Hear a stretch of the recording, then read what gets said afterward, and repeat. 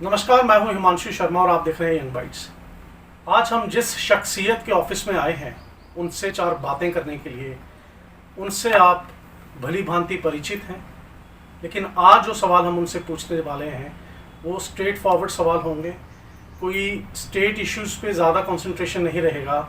आज उनकी क्या मंशा है आने वाले दिनों में, जो उन्होंने एकजुट जम्मू शुरू किया है उसको लेकर उनसे ये सवाल पूछे जाएंगे। मैं किसी और की नहीं, एडवोकेट अंकुश शर्मा जी की बात कर रहा हूँ। सर नमस्कार, आपका स्वागत है यंग बाइट्स में। शुक्रिया सर, धन्यवाद। सर मैं आपसे ये पूछना चाहता हूँ कि आप लॉयर हैं, सोशल एक्टिविस्ट हैं, आप क्या हैं? What you consider of yourself?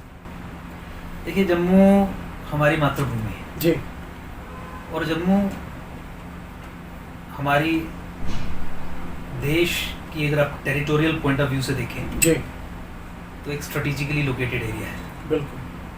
यहीं से हमारे डोगरा रूलर्स ने नॉर्दर्न इंडिया का जो डिफेंस किया, जिसके कारण बहुत सारे मुगल इन्वेजन्स यहाँ से ना होके बल्कि सिंध के एरिया से होने को मजबूर हुए। राइट। वो ये एरिया है जिसने हिंदुस्तान को इतिहास में भी बचाया। जी, तो जिस तरीके का पॉलिटिकल सेटअप जम्मू कश्मीर में बना है, जिस तरीके के संगठन जम्मू कश्मीर में काम कर रहे हैं और जिस तरीके से यहाँ की पॉलिटी को दिल्ली ने भी हैंडल किया है, जी, उसमें अनफॉर्चुनेटली जम्मू रिसीड होता गया, होता जा रहा है। जम्मू को पुनः सीट ऑफ पावर के रूप में स्थापित करना, पावर सेंटर को कश्मीर से शिफ्ट करके जम्मू में सेटअप करना, इसी उद्देश्य से हम काम कर रहे हैं। और उसके रहते पॉलिटिकल इश्यूज़ को लेके, सामाजिक इश्यूज़ को लेके, कल्चरल इश्यूज़ को लेके, सिविलाइजेशनल इश्यूज़ को लेके जिस तरीके से हमें काम करना होता है, हिंसा से लड़के किसी भी तरीके से, सब तरीके से हम करते हैं। इसीलिए प्रॉबेबली आपको बहुत सारे शब्दों का चयन करना पड़ रहा है कि आपको क्या कहें, पॉलिटिकल, सोशल या क्या। तो मुझे लगता है कि ये एक बहुत ही एक मल्टी डायमेंशनल एक फाइट है जी, जो जम्मू में हम लड़ रहे हैं। And it is a fight for the nation. देश के लिए एक बहुत बड़ी लड़ाई है, एक युद्ध है। जम्मू एक नवीन कुरुक्षेत्र है, जो महाभारत इस समय पूरे देश में चल रहा है। उसी लड़ाई के चलते हम बहुत सारे रोल्स में आपको नज़र आते हुए देखेंगे, कभी लॉयर, कभी पॉलिटिशियन, कभी सोशल एक्टिविस्ट। अभी ट्विटर पे मैं अगर ट्विटर की बात करूँ, you are quite active in that और you have achieved 10,000 followers. Are you striving towards achieving a political entity in the future? Of course हमारे जितने भी इश्यूज अभी तक जो हमने हैंडल किए, और इनफैक्ट पावर सेंटर को शिफ्ट करना जम्मू में is a total political goal. Right. और इस दिशा में आपने देखा भी होगा कि हमने अपने 10 के 10 डिस्ट्रिक्ट्स में जम्मू प्रोविंस के डिस्ट्रिक्ट एग्जीक्यूटिव कमेटीज सेटअप कर दी। 101 मेंबर अधिक भी हैं, जिन डिस्ट्रिक्ट्स में अधिक हैं वहाँ 3 ऑर्गेनाइजेशनल डिस्ट्रिक्ट्स बना लिए, 2 ऑर्गेनाइजेशनल डिस्ट्रिक्ट्स बना लिए, वैसा करके हमने सेटअप कर दी। इसके बाद हमारा आगे प्लान है कि डिस्ट्रिक्ट एग्जीक्यूटिव कमेटीज़ अब कुछ दिन में हमारे ऑफिस जो हैं, ऑफिस स्पेसिस जो हैं विभिन्न डिस्ट्रिक्ट्स में वो इनॉग्रेट होना शुरू हो जाएंगे। एक काम का सिलसिला शुरू हो जाएगा। रिस्ट्रिक्शंस के कारण थोड़ा सा इसमें देरी आ गई जी। तो ब्लॉक लेवल पे, पंचायत लेवल पे और पोलिंग बूथ लेवल पे आप देखेंगे 7 से 8 महीने में हमारा स्ट्रक्चर जो है, संस्था जो है, खड़ी आपको नजर आएगी with 100% political overtone and political activity. Sir Ankush Sharma ji एक वकील हैं, फिर उन्होंने पॉलिटिकल इश्यूज उठाए और जहाँ तक मुझे याद है आपने रसाना जो हुआ था एक, उसके बाद आप ज़्यादा पिक्चर में आए हैं and since that you are going on and on. क्या आपको किसी भी पॉलिटिकल पार्टी में विश्वास नहीं था कि आप ज्वाइन करते और फिर अपना ये कार्यक्रम आगे ले जाते, खासकर जम्मू की अगर मैं बात करूँ? देखिए, आपने सब पॉलिटिकल पार्टीज़ का इतिहास तो देख ही लिया जी।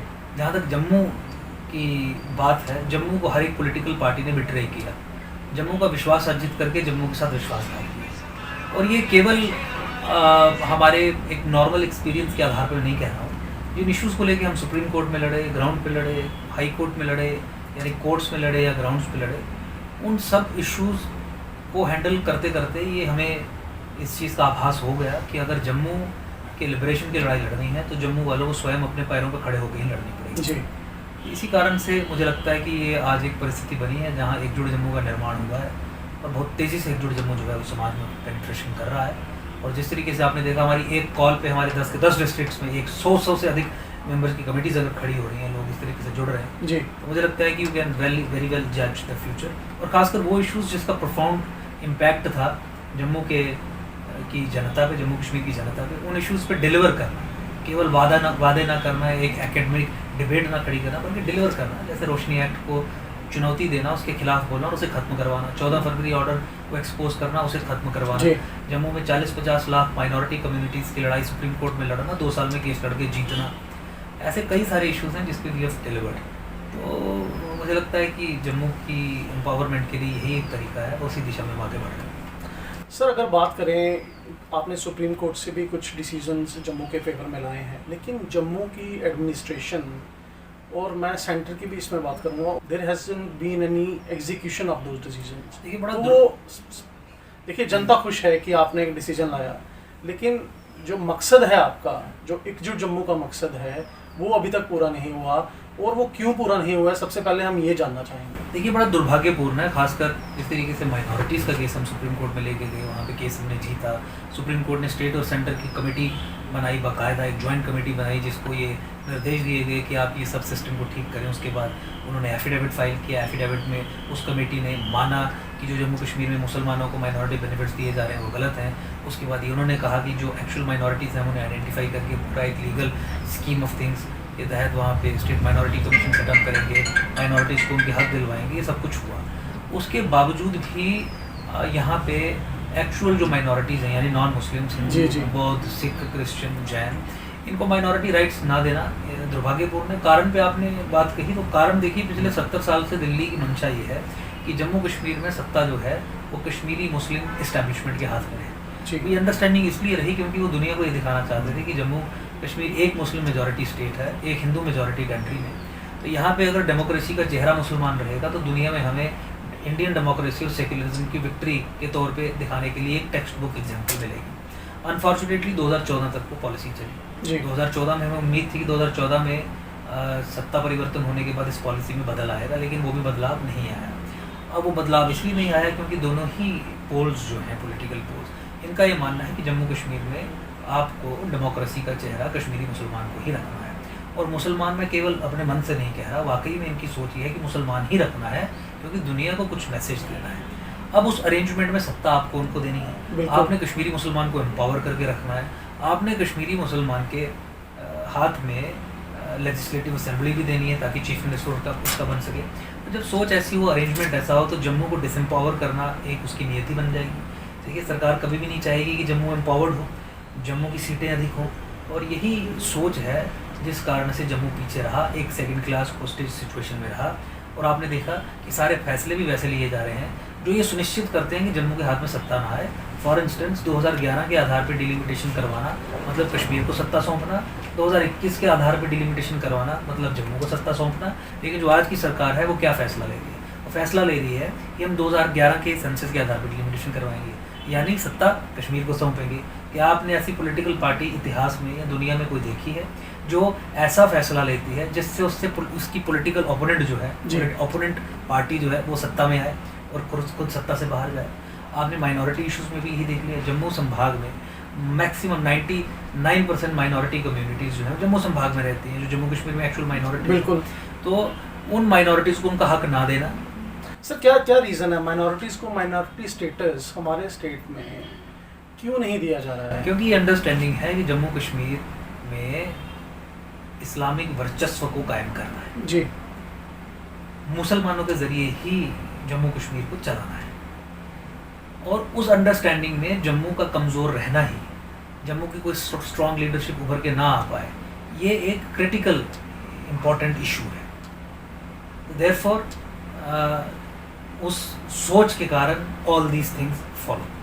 सर आपने कहा कि जो भी मीन्स होंगे हम वो अपनाएंगे और अपना मकसद, चाहे वो हिंसा है, कोई भी पॉलिटिकल तरीका है, डिप्लोमेटिक तरीका है, इससे आपका क्या मतलब है? कि ऐसा स्टेटमेंट तो मुझे लग रहा है कि वही दे सकता है जिसका बिल्कुल हिंसा पे विश्वास हो कि हाँ मैं ये करूँगा। देखिए धर्म की रक्षा के लिए अगर हिंसा करनी पड़े, हम उस कंटेक्स्ट में बात कर रहे हैं। और हिंसा से मतलब यही नहीं है कि आप कोई बम फोड़ेंगे, गोली चलाएंगे, किसी को मारेंगे जी।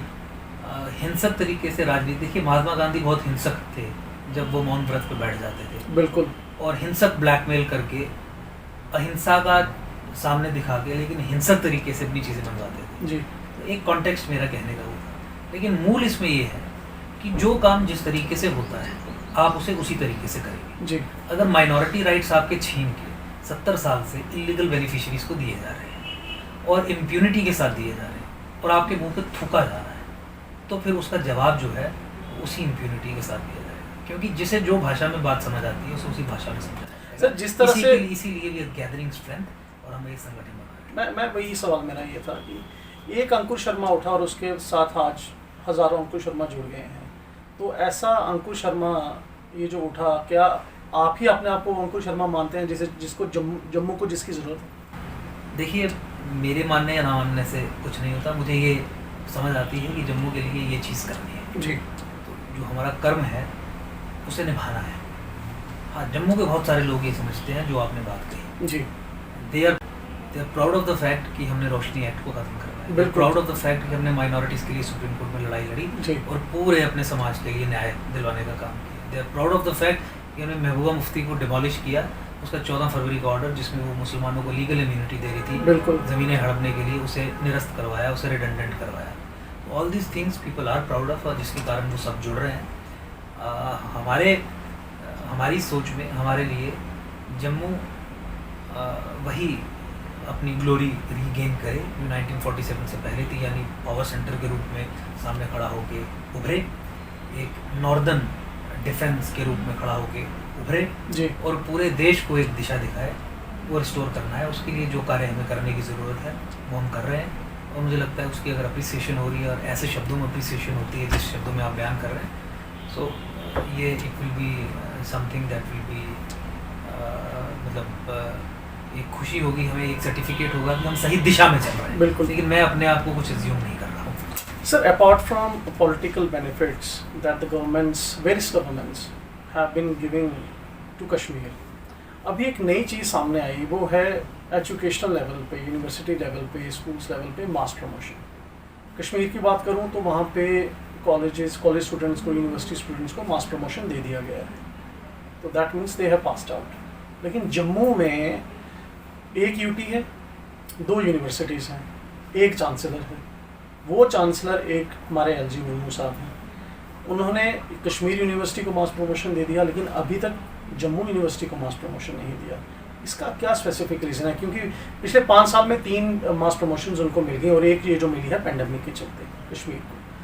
पैंडेमिक तो जम्मू में भी है, तो जम्मू में क्यों नहीं मिल पा रहा है लोगों को मास प्रमोशन, स्टूडेंट्स को मास प्रमोशन? देखिए, इसी कॉन्टेक्स्ट में मैं हिंसक कह रहा था, तो मैंने बोला कि रियल सेंस में जिस तरीके से आप समझ रहे हैं, वहाँ पे एक हिंसक आउटलुक होने के कारण बिना हिंसा किए जी उनकी मांगें पूरी हो जाती है। हिंसक में इसी कॉन्टेक्स्ट में कह रहे हैं। बिल्कुल बिल्कुल। एंड दिस इज अनफॉर्चुनेट कि डबल स्टैंडर्ड्स ये इस्तेमाल करते हैं। If you have one set of standards for Kashmir university, I think if it is an appropriate standard you should apply the similar standards to universities in Jammu also.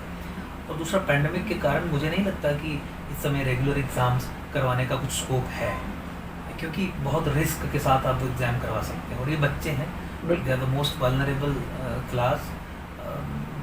We can't tolerate कि हमारे किसी फैसले के कारण बच्चे सफ़र करें, हमारे स्टूडेंट्स सफ़र करें। तो मुझे लगता है कि मास प्रमोशन करना एक सोल्यूशन हो सकता है। इससे अगर बेटर सोल्यूशन आपके पास है तो आप सजेस्ट करें, लेकिन एक डिनायल मोड में रहना और ये कहना कि बाकी जगह पे जो हो रहा है हम वैसा नहीं करेंगे एंड बिल्कुल punish you for something, right. मुझे लगता है वो करेक्ट अप्रोच नहीं है। मुझे लगता है आपको महाराष्ट्र की यूनिवर्सिटीज़ को देखना चाहिए, आपको पंजाब की यूनिवर्सिटीज़ को देखना चाहिए, उन्होंने भी तो कोई ना कोई सोल्यूशन निकाला है सिचुएशन। महाराष्ट्र में मास प्रमोशन दिए, प्रमोशंस हुई हैं, बिल्कुल। तो देयर इज सम लॉजिक, और इसमें मुझे लगता है कि इनको कंसिडर करके मास प्रमोशंस जो है वो बच्चों को देनी चाहिए। लेकिन हाँ, बच्चों से मेरा ये निवेदन ज़रूर रहेगा कि मास प्रमोशंस का मतलब ये नहीं है कि जो इस सेमेस्टर का सिलेबस था आप उसे पढ़ें ही ना, बिल्कुल। क्योंकि अगर आप नहीं पढ़ेंगे तो वो आप ही के लिए हानिकारक होगा। तो मेरा निवेदन उनसे ये है कि एग्ज़ाम बेशक नहीं हो रहे हैं, लेकिन आप पढ़ाई अपनी जारी रखिए। हाँ ठीक है, इंटरनेट के कारण कुछ प्रॉब्लम्स आ सकती हैं, लेकिन 2G स्पीड में आप विकीपीडिया एक्सेस कर सकते हो, वीडियोज़ आप नहीं देख सकते, लेकिन कुछ इन्फॉर्मेशन इंटरनेट से ले सकते हो, और लार्जली आपको अपनी किताबों से पढ़ना है। तो अगर आप इस सेमेस्टर में अपनी किताबों को बढ़िया तरीके से पढ़ लेते हो, तो I think that will be sufficient. वो हमारे लिए सेटिस्फाइंग भी होगा, क्योंकि देखिए एग्ज़ाम में मार्क्स लेके तो ये साबित नहीं किया जा सकता कि आपको सब्जेक्ट आता है, लेकिन उसको पढ़ के, उसको मेहनत करके, ये सोच के कि एग्ज़ाम चाहे ना भी होना है लेकिन मुझे सीखना है, बिल्कुल। उस मंशा से उसे पढ़ के आप नॉलेज जो है वो एक्वायर कर सकते हो। तो मेरा निवेदन ये रहेगा, स्पेशल फोकस इस पे रखें और एक आदत बनाएं अपने स्वयं मतलब सेल्फ एजुकेट करने की। आजकल तो इज नो प्रॉब्लम, आपके पास ऑनलाइन क्लासेस अवेलेबल हैं, वीडियो में नहीं है लेकिन टेक्स्ट में आपके पास बहुत सारी चीज़ें अवेलेबल हैं, मटीरियल अवेलेबल है, किताबें अवेलेबल हैं, उसका भरपूर प्रयोग करें। समय व्यर्थ ना गवाएं। एग्ज़ाम ना होने हैं तो उसका मतलब ये नहीं है कि पढ़ाई बंद कर दें, वैसे ही पढ़ें जैसे एग्ज़ाम देने के लिए पढ़ रहे हैं, पूरा सिलेबस पढ़ें। बहुत बढ़िया सर। एक क्वेश्चन और भी है।